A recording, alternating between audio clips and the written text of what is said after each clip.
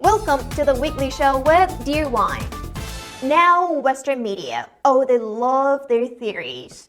There's one called that China is collapsing, and the other is China is a threat. It's like watching a TV with only two channels. One showing a little lamb in distress gasping for air, and the other a lurking monster ready to strike. And they can't decide which one China is. Recently, there has been a surge in the Western media painting a gloomy picture of China's economy.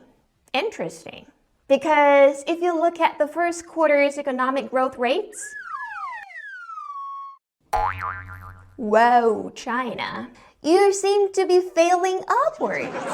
But anyway, we see reports filled with negative expectations.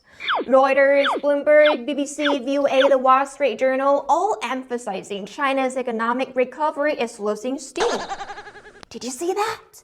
China's first quarter economic growth was higher than expected, but below its full year target.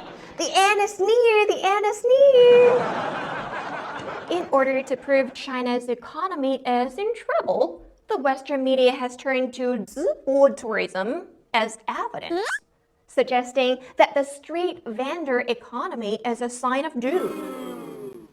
An irresistible example indeed. It's like if you start selling your old DVDs on New York streets, suddenly it means the American economy is collapsing. Now here's the punchline. Gordon Chang, the biggest cheerleader of the China's collapsing bandwagon and author of The Coming Collapse of China, has recently started singing that China is a threat to it. He pens down an article titled, "China is pushing America out of the Middle East," and then goes on Fox Business Channel saying, "China is getting ready to kill Americans. We must prepare for self-defense." Wow. It's like watching a vegan suddenly advocating for steak. Apparently, when Chinese economic figures are not up to par, it's like the world's worst karaoke night with everyone singing, "China is collapsing." And when China somewhat outperforms, then China is a threat. It's like a radio, alternating between lullabies and heavy metal. But the ultimate goal, ladies and gentlemen, is not about the tunes, but about the dance. The Sneer China dance.